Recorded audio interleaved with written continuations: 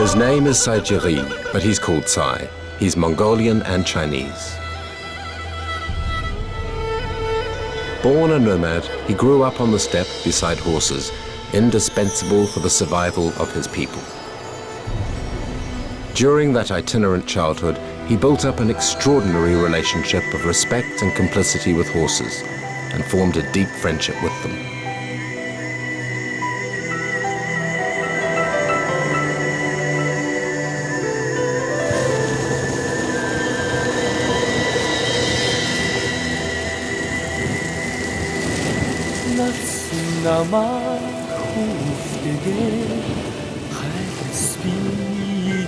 But one day, just 30 years ago, Sai's life was changed dramatically. To face the rigors of winter in one of the most hostile lands on our planet, Sai's parents chose to abandon their yacht and pastoral life. They built a house on the free lands of their last winter camp and stopped there, in the heart of the Mongolian steppes, in the middle of the desert.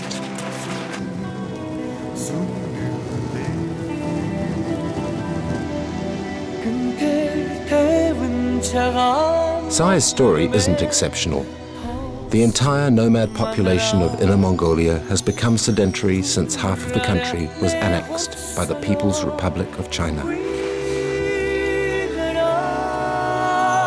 The last 60 years of Chinese influence have been enough to make a way of life older than 3,000 years disappear.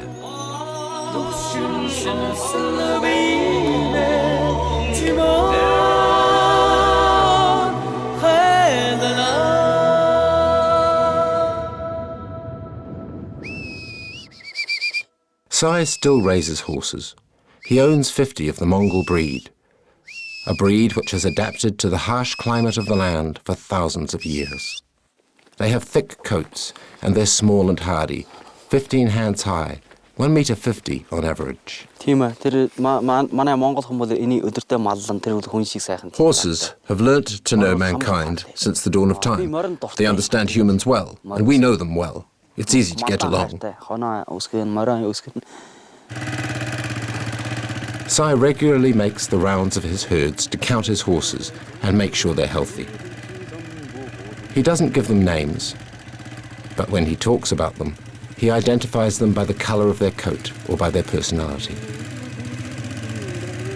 Sai continues horse rearing through tradition and makes a minimal profit by selling some of his young horses once or twice a year. Here, I'm teaching them to stay together and to do what I say. They do what they want and go everywhere. When there's no more grass, they move and look for more further off.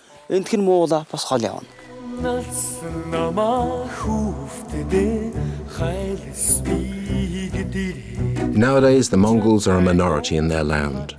They occupy the desert steppes of the north of the region, grouped around small towns. The Mongols haven't resisted the modern world, happy to improve their living conditions. But the Mongol culture is far from similar to those of the sedentary Chinese population, which is invading the country.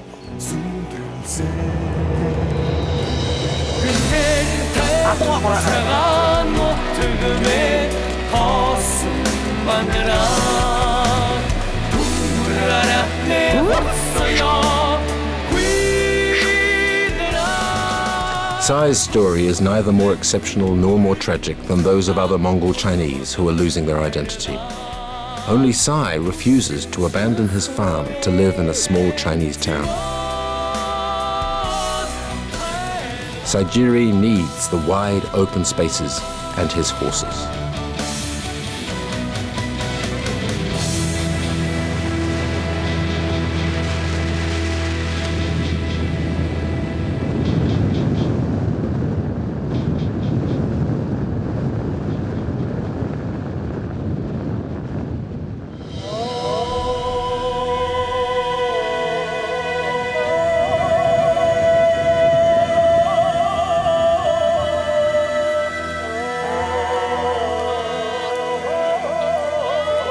Sai and his family are still herders, raising their animals as they did before, They live simply, to the rhythm of the seasons and the raising of their livestock.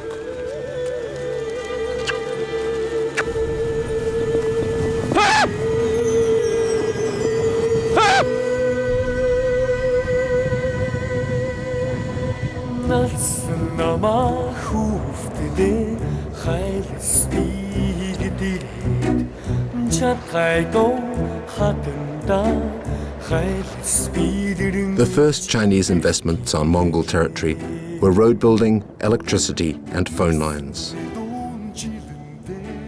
Sai lives in the far north of Inner Mongolia, near the border with Mongolia. The closest village to his farm is 35 kilometers away, and there is no sealed road to it. His farm is at the very end of the power line.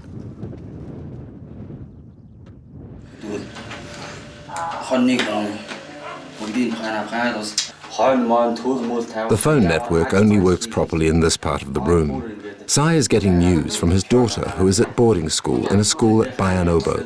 She's 9 years old, and there is no primary school closer. Later on, if she wants to go to university, she'll have to go to Horsehead, the capital, like all children who must live away from their parents to study. Sai's wife can only come back to the family home in the weekends, since she works for her own parents in a restaurant which is more than an hour away by road.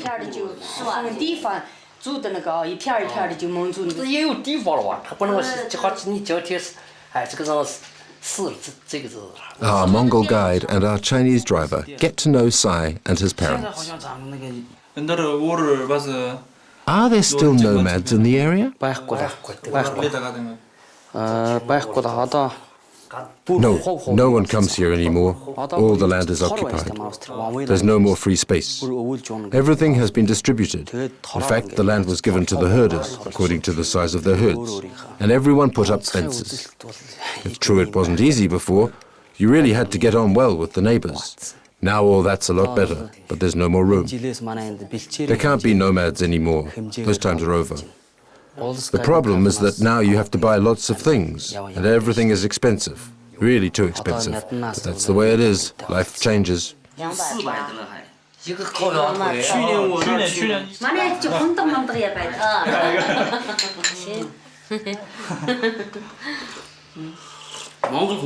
I'm going to sing you a Mongol song.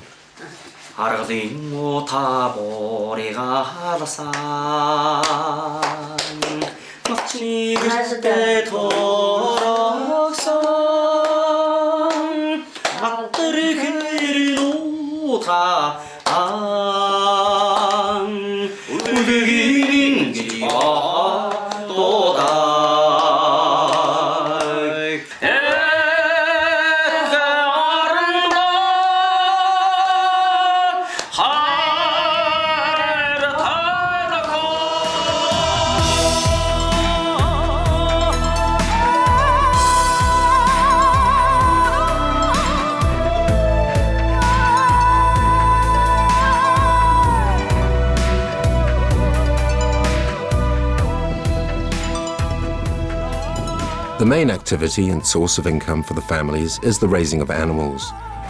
They haven't changed their livestock, and as before, they raise sheep, goats, cows, some chickens, and of course, horses.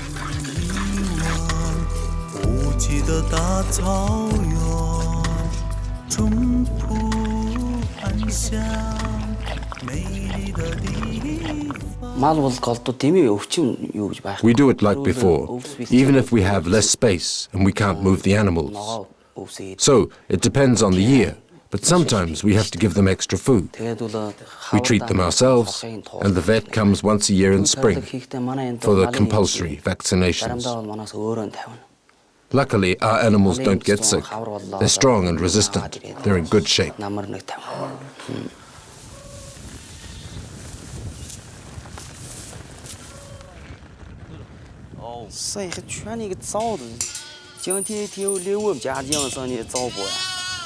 Sai has to feed the calf of their milk cow.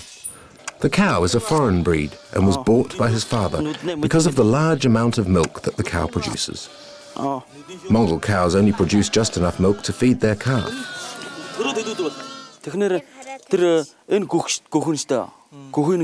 I'm blocking his nostrils, or he'll choke. He's a greedy drinker. We're not letting this calf feed off his mother because we're keeping the milk for ourselves. She's been giving us milk for 10 years or so. If we let him feed off her, we couldn't milk our cow anymore because he sucks too hard, and that damages the swollen udders.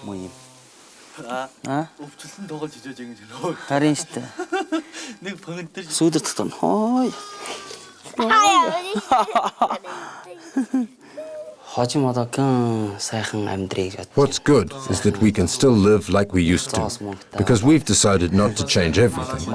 We don't want everything to change.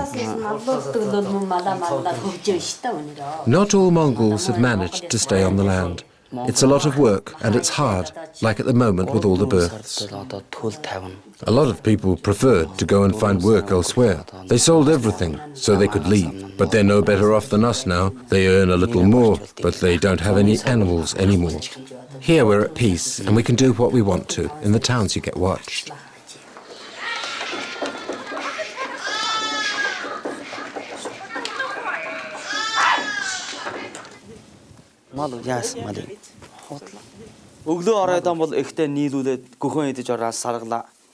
In the morning, the young feed from their mothers, and then we split them up when the adults go and graze in the pastures. Sometimes it happens that there's not a lot of grass because of a drought. Usually, the animals don't get sick, but when they can't find enough to eat, they get weak. You can see it because they get flabby. So we carry them outside and force them to go out. As well, we chop them up herbs, which we mix with eggs, wheat, and a Chinese tonic called jihi. I don't say prayers for them, but it really bothers me when there's a problem. We live thanks to them. Losing an animal is something significant and serious for us.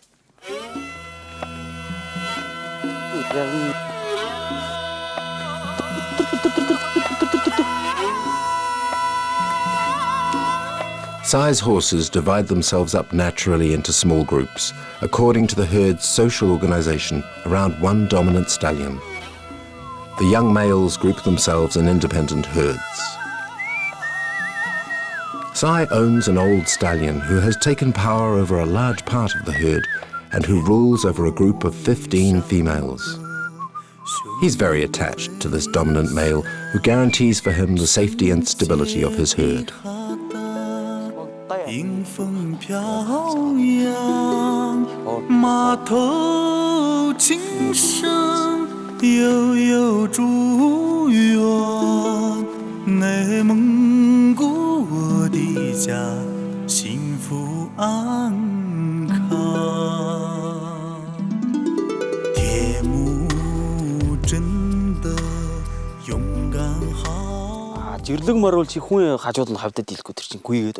aren't wild horses because they behave like friends to humans. If I go towards them, they'll come towards me. If it happens that I come to see them late in the evening, they think I'm lost, and they'll go in the direction of the house, so that I can follow them. They take me home and show me the way. I keep the ones which are good at racing, and also the ones with good personalities. Mongol horses should be obedient.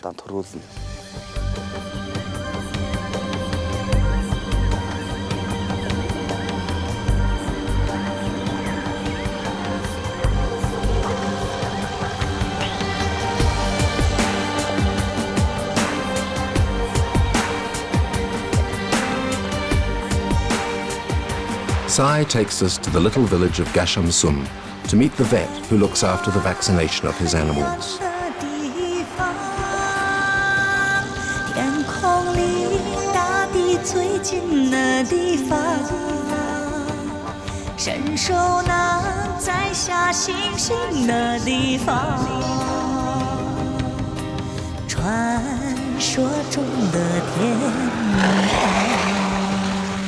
In April, the 35 kilometers of desert can be crossed easily. But in winter, with snowfalls, temperatures plummeting to below -30 degrees, and relentless winds, the drifts formed in the roads render them impassable. So he rarely makes this journey and has learned to get by without the shops and services of the town. When he goes to Gasham-Sum, it's always an occasion for him to go with a few friends, distant neighbors, who seize the opportunity to go there with him.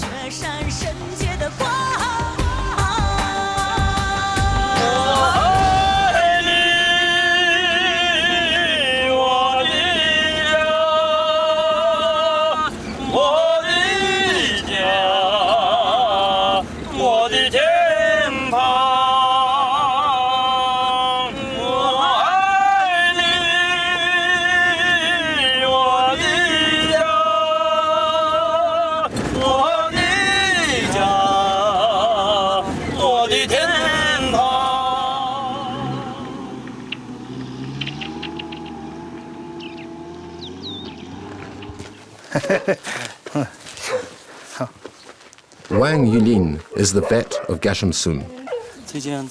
The herders of the region for up to 50 kilometers around regularly call on his services for vaccinations.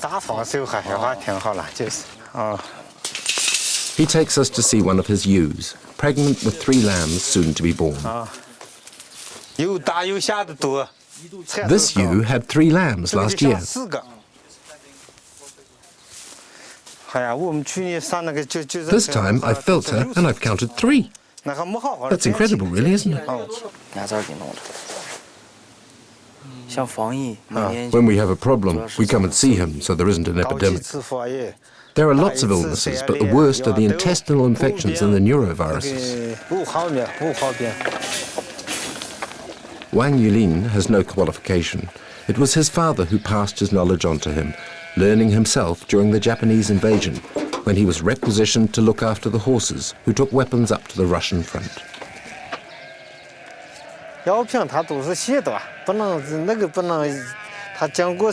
Here, new medicines arrive every 2 or 3 years, and they're more and more efficient. We still use the other ones, but we prefer the new ones. Mongol sheep are the easiest to raise. They eat well. They don't need a lot of attention in comparison to other breeds. Chinese sheep are fat, but they always need good food, and the young aren't very resistant. As well, their wool is short, nothing like Mongol sheep. I always tell herders not to take Chinese sheep, and if they don't want to listen to me, then they can look out for themselves.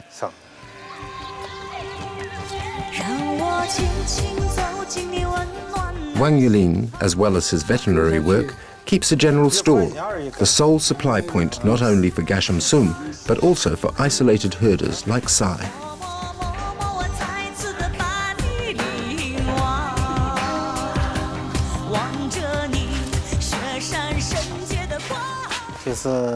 He also sells common veterinary medicines in his shop. These are basic injectable necessities, as well as vaccines, antibiotics, antipyretics, oxytocins for uterine delivery, or antituberculins.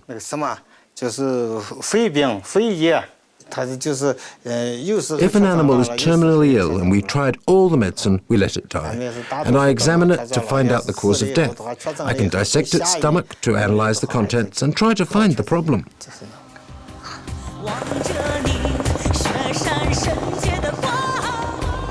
In this village, there's nothing inessential.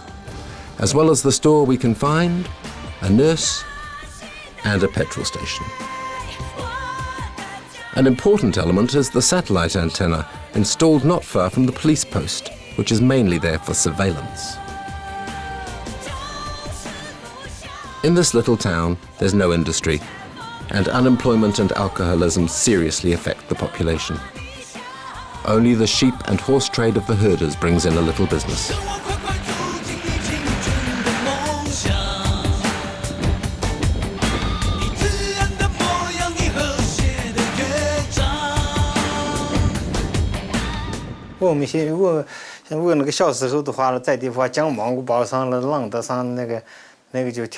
Nowadays, there are a lot less infectious diseases in our herds because we vaccinate. In general, life is better since the reform. We've got a lot more tools to work with. Obviously, it's not like before. You have to follow the rules. You can't do what you want to anymore. But really, it's better like that.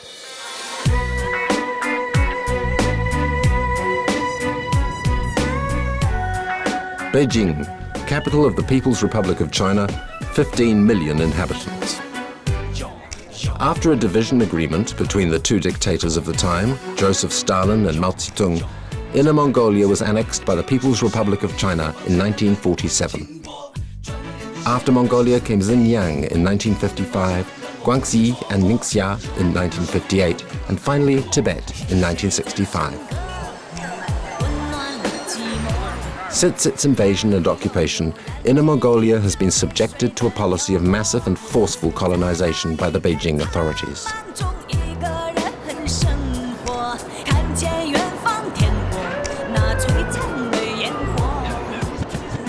400 kilometers northwest of Beijing, Horsehead is the capital and the political, economic and cultural center of the autonomous region of Inner Mongolia.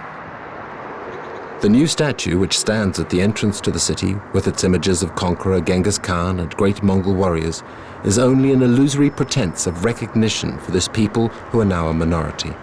For in no way does Chinese policy protect the rights of native Mongols, nor their language, their culture, their education, or their customs.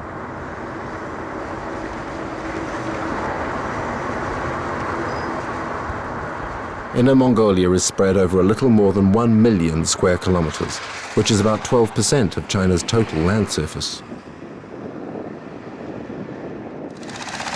The landscape to the north of Horsehead bears witness to the Chinese implantation on the land. After the mountain chain of Yingshan, the vast plateau at 1,500 meters altitude are mainly used for cereal farming.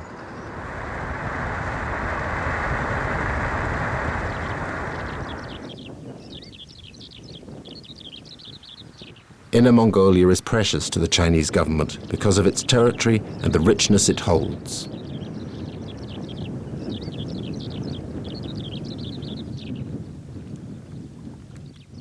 Right in the north, where Tsai's family live, the Gobi Desert is spreading progressively into the Mongol lands. Desertification is getting worse, but the Chinese government isn't yet concerned for the fate of the farmers who are seeing their wells dry up.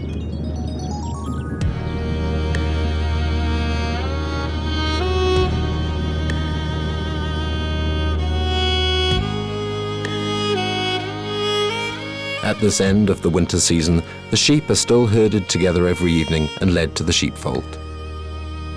One of Tsai's horse herds has taken to visiting the well a little before the sheep return, sure to find the drinking troughs full.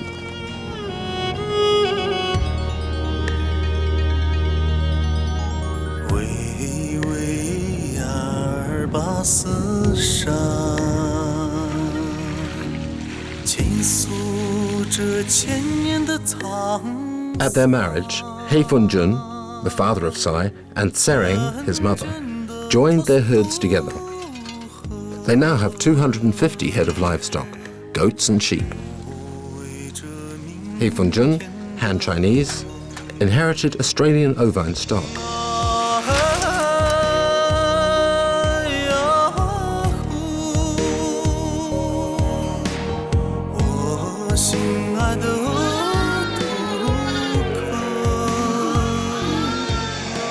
Tsereng, coming from a nomad family, owned Mongol breed animals.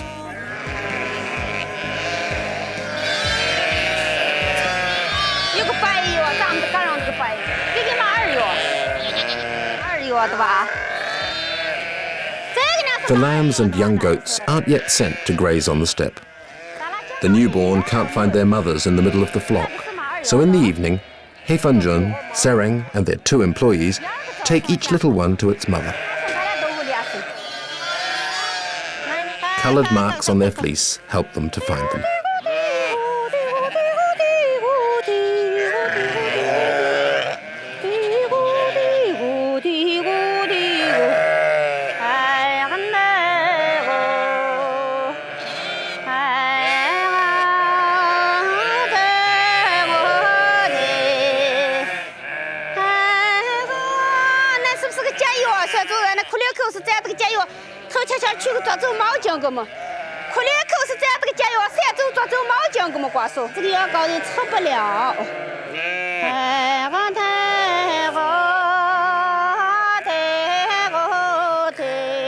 In a few months, Sai's family will go and sell their sheep in the south, in village markets, as once they did when they migrated.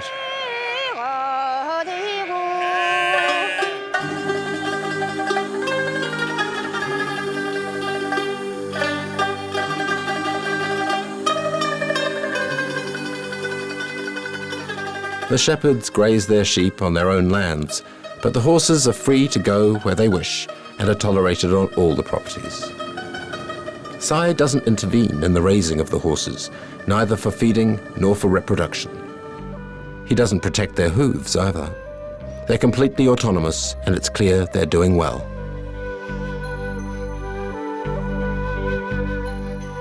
When Sai's old stallion brings the mares and foals close to the house, it's when one of his herd has a problem. They've been there for several days because one of the mares is about to foal. The horses don't come for help or for special attention, apart from a few gleanings. The stallion is placing himself at the center of his territory, Sai's house, to allow the mare to be as calm as possible, less stressed by the other herds against which they constantly struggle for territory.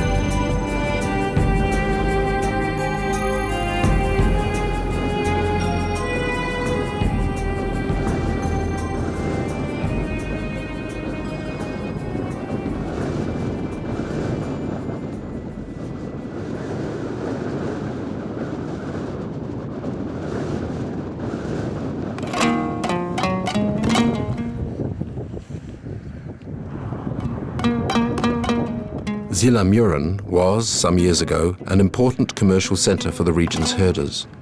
They met up there, put up their yurts, and lived near the village in summer. Nowadays, Zilamuren is a major tourist center in summer, and the herders only go there occasionally to sell their horses.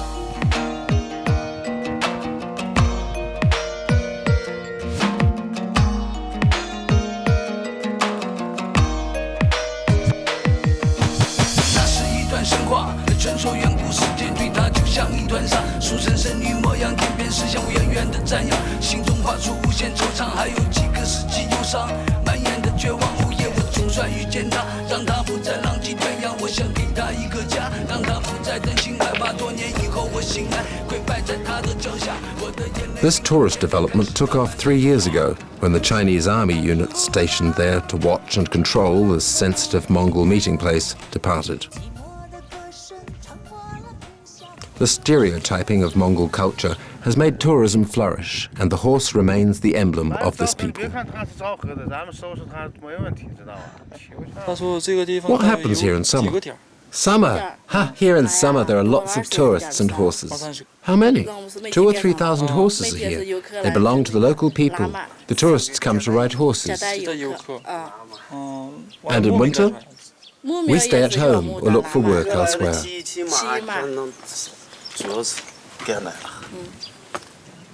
Is life hard here?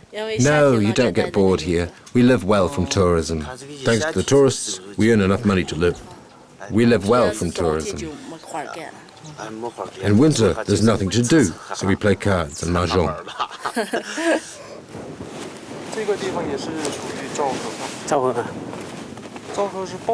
Jiadifu, qualified veterinarian, still lives at Zilamuren and still practices his profession for the benefit now of the equestrian centres. He's one of the 5 vets in the village. As for the other inhabitants, winter is a quiet season in his profession. Qualification certificate of specialty and technology of the Inner Mongolia Autonomous Region. He studied veterinary medicine at Hohhot and has been a vet for 45 years.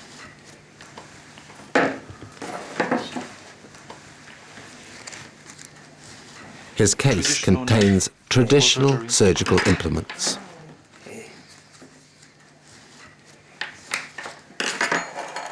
I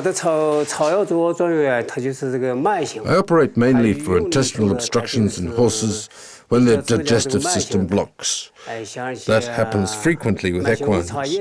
It happens when they eat too much dry fodder and drink water straight afterwards. Before, horses grazed on pasture all year long. For births, we let the animal take care of it, and if there's a problem, I help them. I can do a cesarean. The most difficult illness to treat is rheumatism, and equines suffer the most from it. The problem is that it can't be seen. It's generally discovered quite late, and the treatment is long and difficult. A very cold climate, humid, the horses suffer from it a lot. We only use a few traditional Mongol medicines. Mostly it's Western medicines that get used because they're easy to give, they work quickly.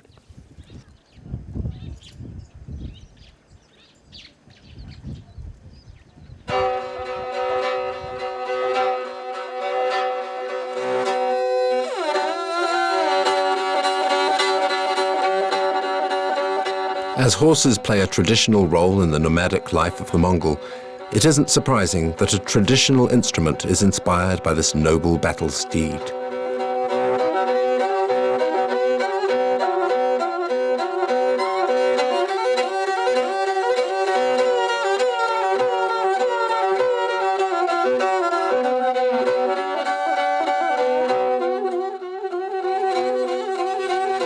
The first violins were made with the leather and bones of horses, but now only the strings are horsehair.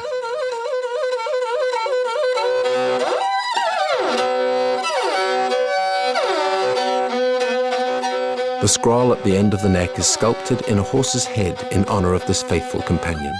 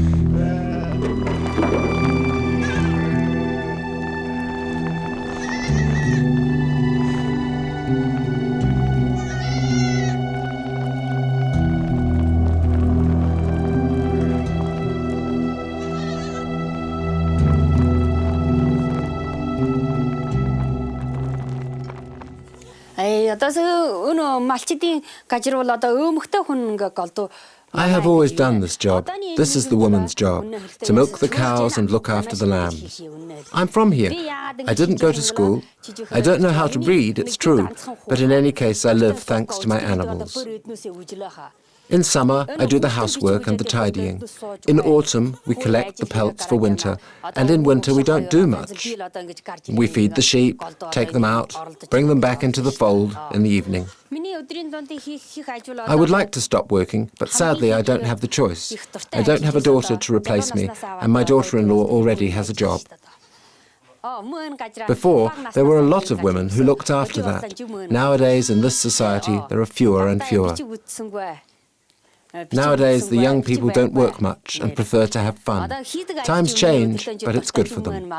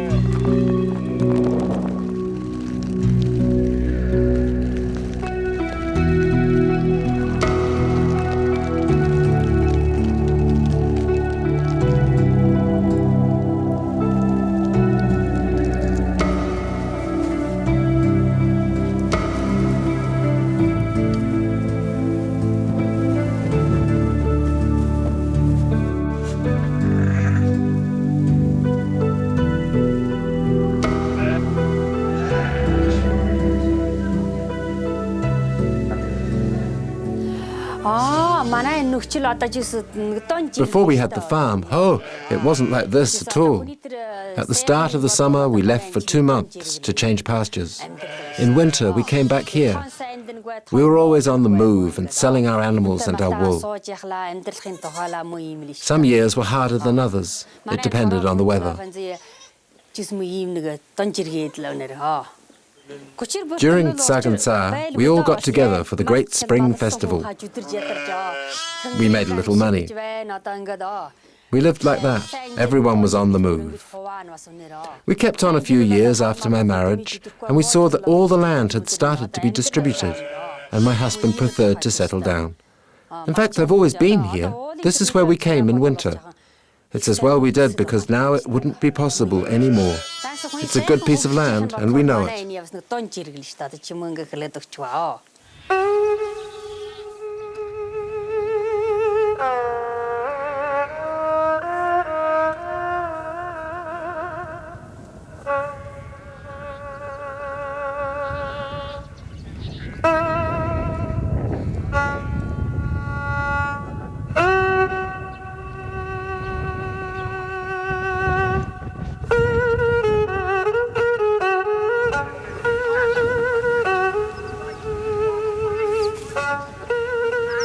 The abundant hay harvested during summer allows the animals to be fed when the snow covers the steppes.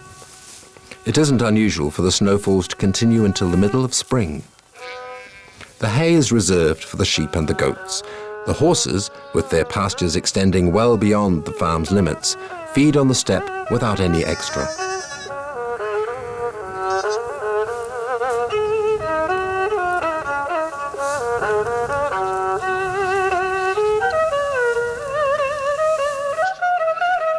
Sai's old stallion often allows himself a few small privileges.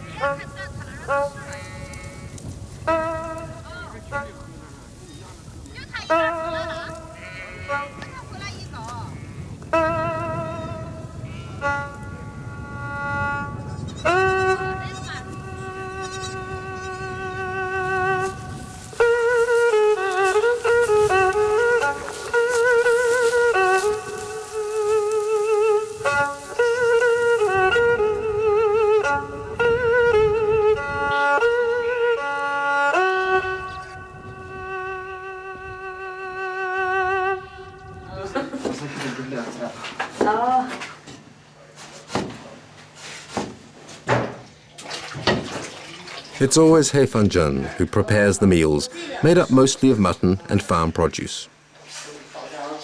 The kitchen is situated at the center of the house, between the 2 bedrooms, which also serve as storeroom and living room.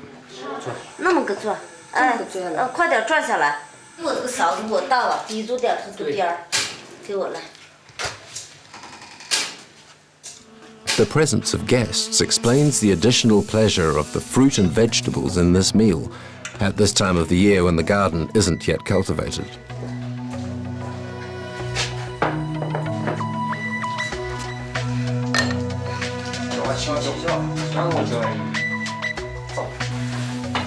According to tradition, the shoulder portion is shared between all present.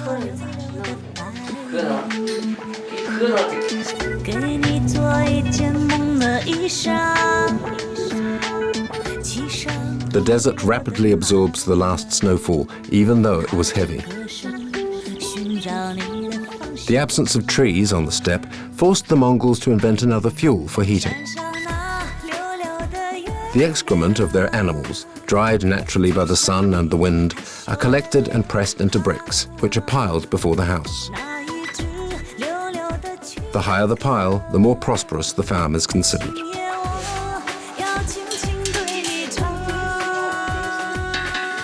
The beds are placed on a hollow masonry structure, inside which a fire is lit for the night.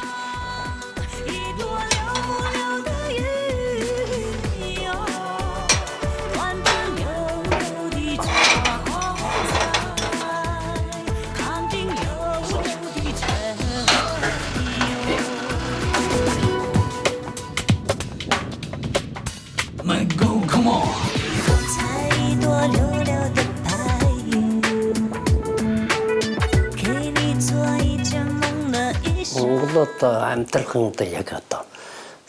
At the time here, there were no houses, nor anything to build them with, neither wood nor brick.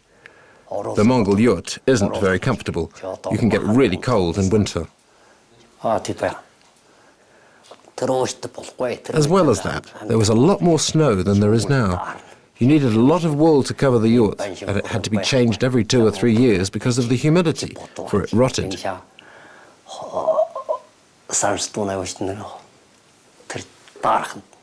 It isn't easy to live in a yurt. Everyone is on top of each other and there's no privacy. Above all, we didn't have enough food. We bought basic things, flour, wheat, and transported it by camel. We even brought back coal from the frontier.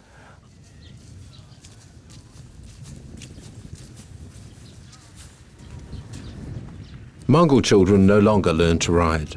The motorcycle is their usual mode of transport. Even many herders no longer ride. In the 1970s, Sai's family also raised San horses, bred from a cross of Mongol horses and horses brought by the Russians and Japanese. But they removed these horses from their livestock as the strain wasn't resistant enough.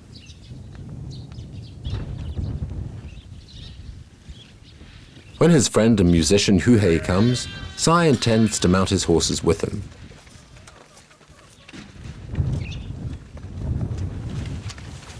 It's astonishing to notice how these animals which live wild are capable of such docility in his presence.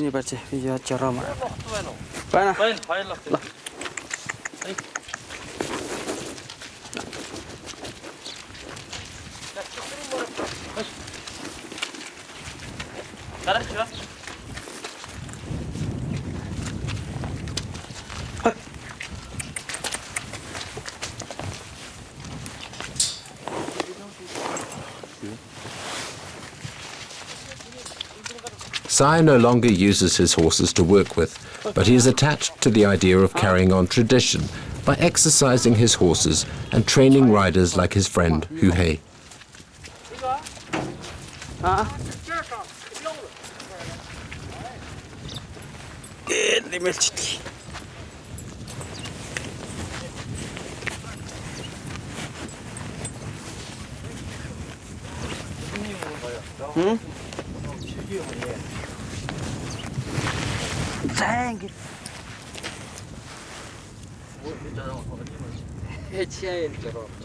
The Mongol saddle is traditional, with an underside in covered wood and sections in leather. The girths are thin cords made from horsehair.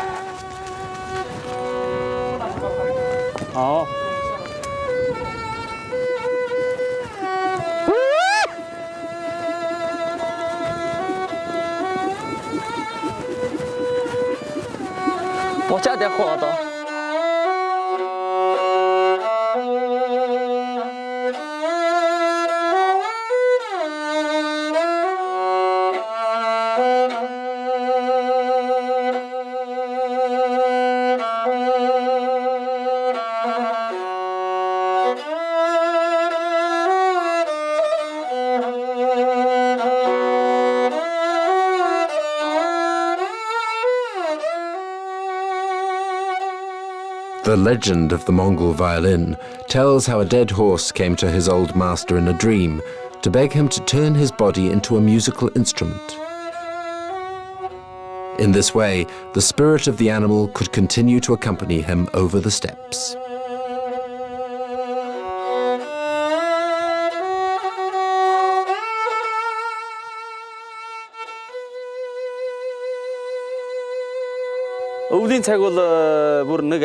I learned to ride about the age of 7 or 8 on camels. There were a lot here before. It was my mother that taught me. All the young people living on the steppes learned. It was easy. I held the hump in my arms, and after, I learned to ride a horse. To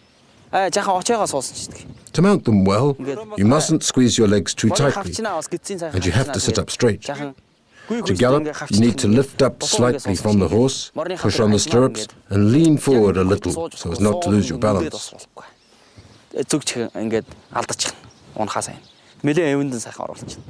I train them by putting sacks on their back when they're 2 or 3 years old. Afterwards, when they're older, it's more difficult. For about 10 days, sometimes a month, I put the bag on them and then I mount them. They shift about a bit, so you have to stay supple so as not to unbalance them or scare them.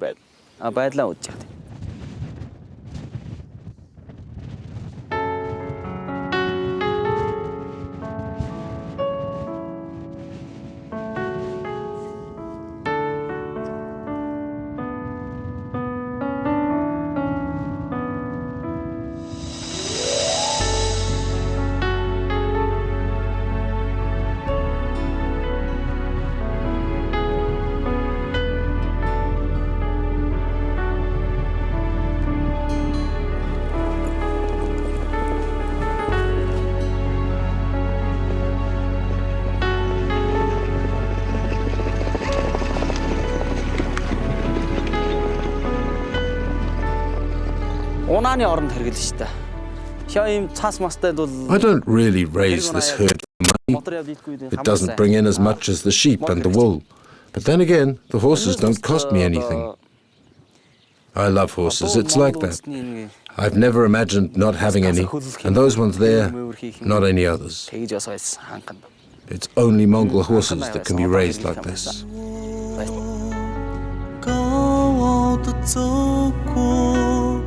The relationship that Sai has established with his stallion goes well beyond an ordinary horse and master relationship. This male, leader of the herd, always greets Sai as a friend, and without ever having been trained, rounds up isolated horses to bring them into the herd.